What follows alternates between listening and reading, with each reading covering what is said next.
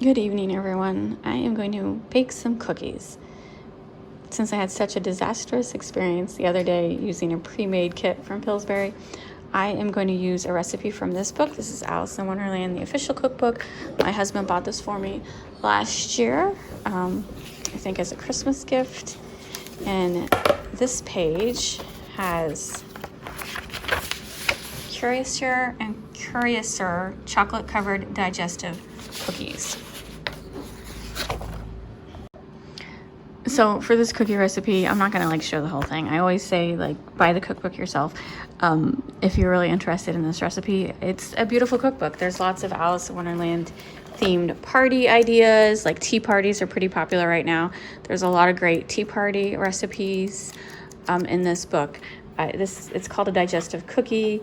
I am gonna make a couple substitutions. So it does say 1/3 cup whole wheat flour, which I went to the store yesterday to buy whole wheat flour, and it was $4.99 for a pound. And I don't need a pound of whole wheat flour.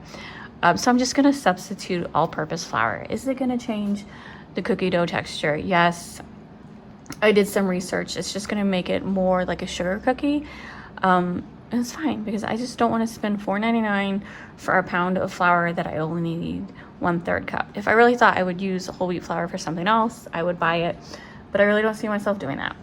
And then also buttermilk. Buttermilk is expensive, but you can make your own buttermilk by adding white vinegar to regular milk. So you take a cup of milk and then you add a tablespoon of vinegar and let it sit for 5 minutes, and it kind of turns it into buttermilk, which is a substitution. That's what I'm gonna do.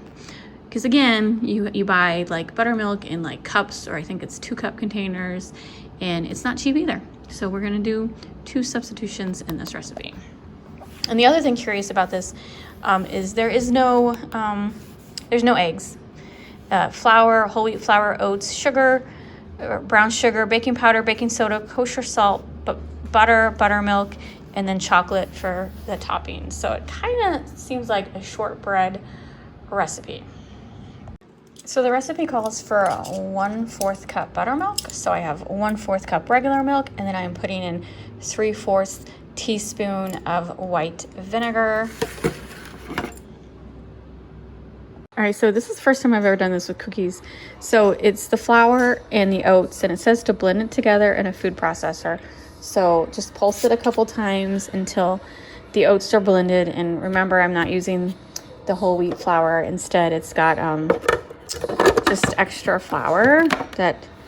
So the whole substitution factor by not using wheat says it might be more sticky. So we'll see. It says pulse a couple times. If I can plug it, I gotta plug it in. I guess it would help if I plugged it in. All right, that is pulsed. Now this is the brown sugar, baking powder, baking soda, and salt. It says to add get all that in there. Danny, we've talked about this. I'm gonna have to spray you with the water bottle. Nope. Okay. Just have to threaten it. Make sure I get all that baking powder in there. Pulse that.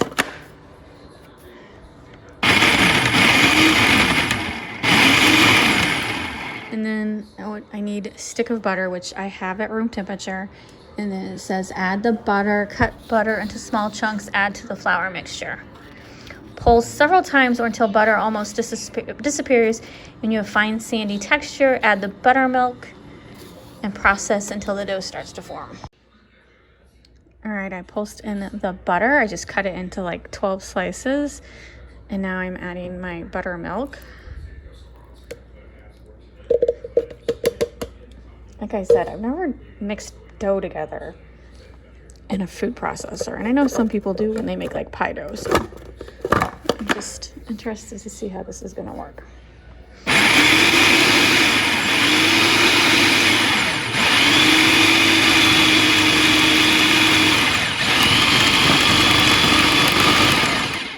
Oh, it is starting to look like dough.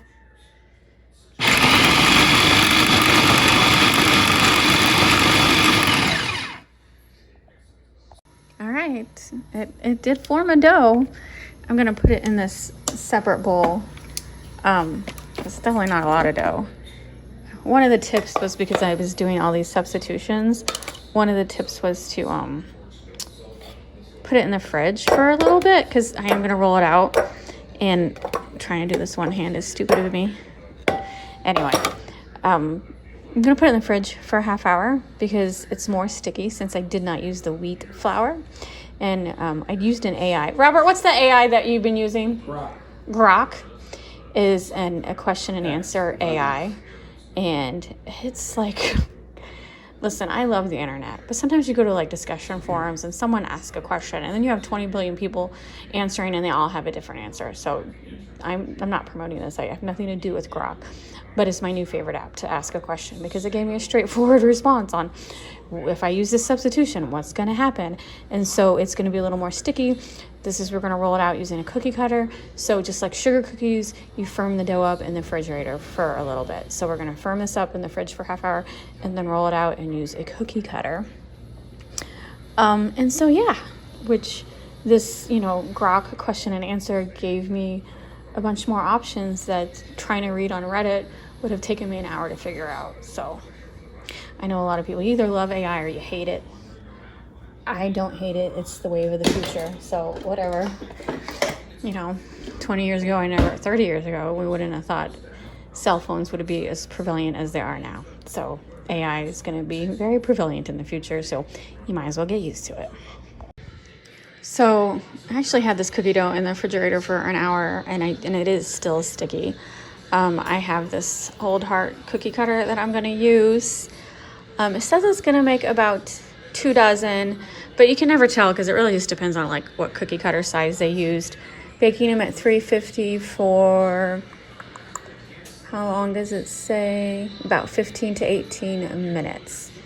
Basically golden brown, which is kind of hard to tell with the color that they are, but. And I got cats that are watching hockey and cats are fighting. Good times. All right, if you watch me long enough, you know I usually do 6 cookies per sheet when I'm baking cookies. I'm going to do 8 because these are a bit smaller and I don't think they're going to expand that much. I don't know. I mean, they have both baking soda and baking powder, but I don't know. I kind of feel like they're going to stay their shape, but we'll find out. So I'm going to put these in 15 to 18 minutes.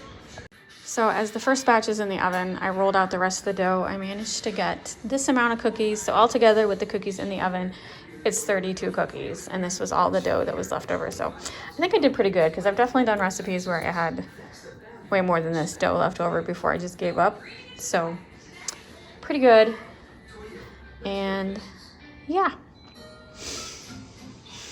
Actually, I'm looking over the ingredient list and I'm like, because sometimes, here, let me taste the dough. There's no egg in it. Sometimes when you eat cookie dough and it's really, really good. Can't say this is like a cookie dough that I would snack on. It is a little sweet because of the brown sugar. And we are going to put chocolate on it. But it's definitely not like a sugar cookie dough that I could just eat on its own. And I'm looking up and I see a very bad cat. A very bad cat I'm going to have to go yell at. So for this cookie recipe, it does say 6 ounces of white chocolate, milk chocolate or semi-sweet chocolate.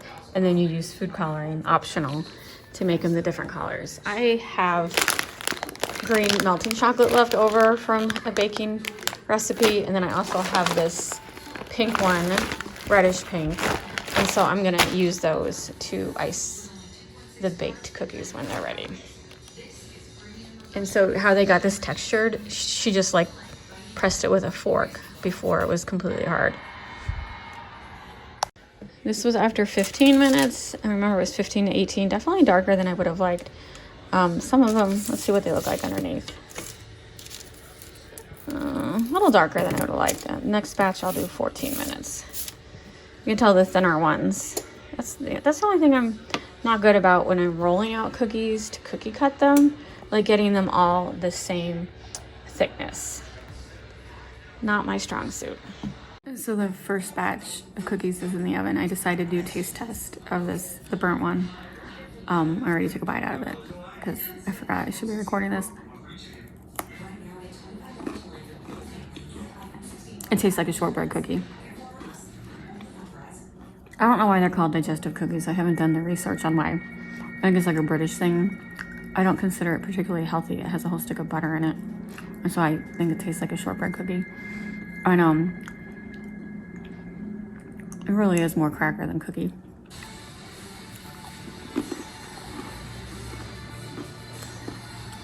It's fine, but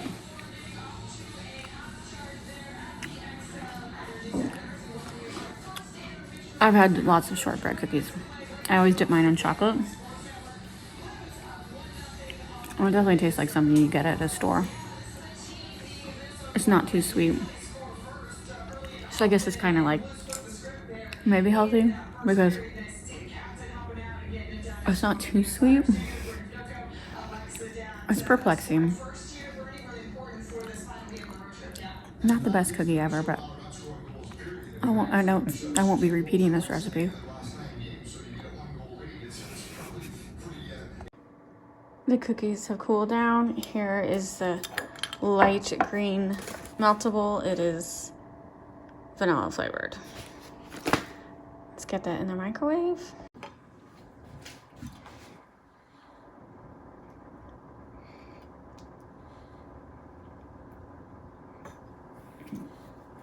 All right, so I don't know. I guess I'm just gonna paint the roses red. That's an Alice reference if you didn't catch it. Okay, here we go.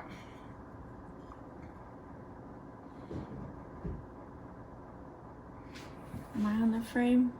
I am not on frame, am I? You can't even see what I'm doing. Can't even see what I'm doing. Here we go again. I'll just keep it low.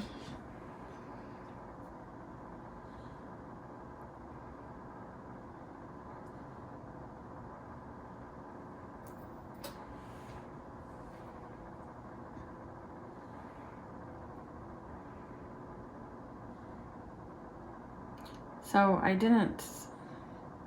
think the trick, I'm new to melted chocolate, but I think the trick is to not get it overheated because then it's really runny. Because you know, like if you saw me with the red one, it was like practically like water. So I am able to ice this. And I could probably do a piping bag too if I wanted, but I don't.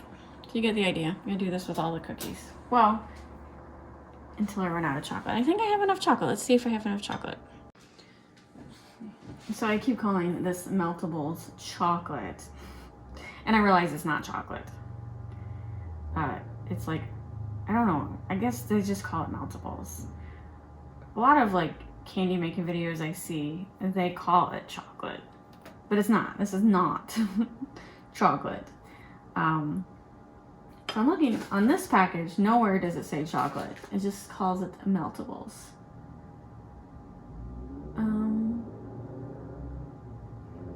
So I don't know. You guys tell me. Does any of you work with meltables? It has the it basically has the consistency of white chocolate, which again is not chocolate. So, but on TikTok I watch a lot of candy making, and when I mean like candy make, like I guess they call it treat making, like treat making videos. So the people they make treats for like bridal showers and baby showers, and all they're covering Oreos with different colored meltables, like white or pink or blue for like a baby shower. So like chocolate covered, I'm just gonna call it chocolate because that's what I call it.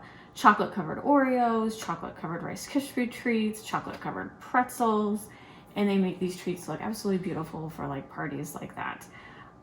But again, they're using like these light colored colors because, like, you know, of course for baby showers everyone wants pink or blue or, you know, gray or green to be neutral.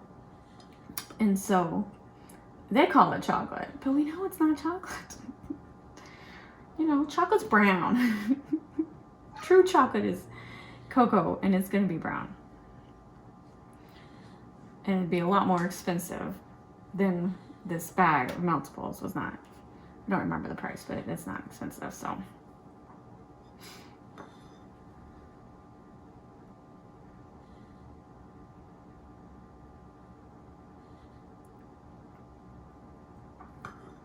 So anyway, I don't want to call it icing, but it's kind of how I'm using it. It's an icing.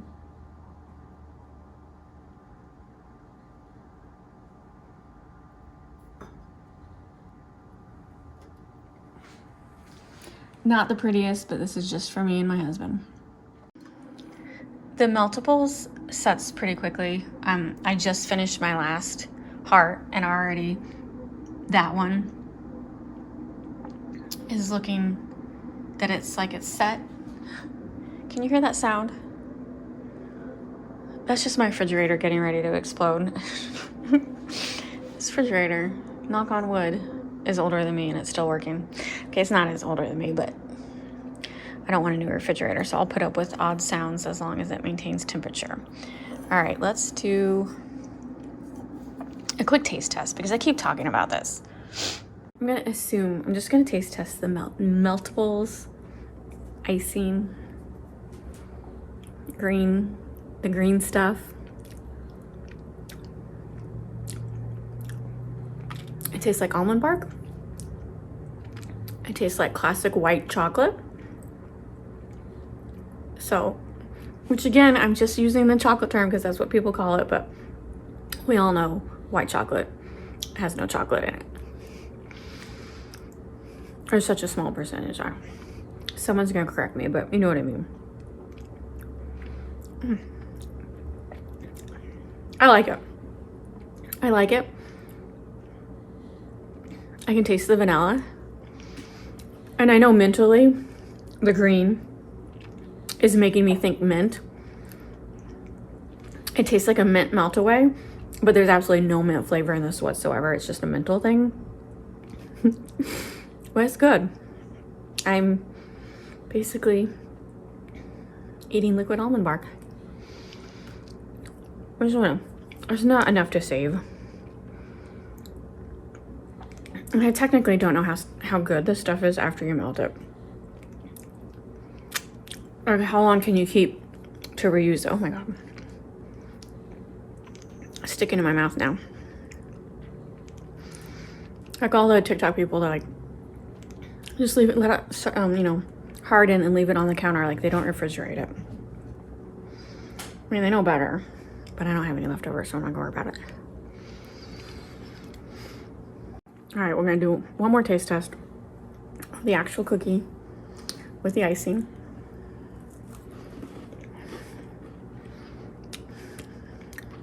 That does make the cookie taste 100 times better. That cookie definitely needed some icing on it. Could I have made them look a lot cuter? Absolutely. But it's Saturday night, it's been a long day. Why do I always save baking until late and then I'm too tired to really, I don't know. I'm weird like that. It's a good recipe. Would I use this exact same recipe again? No, only because there's so many other recipes out there. I will eventually find the perfect cookie recipe.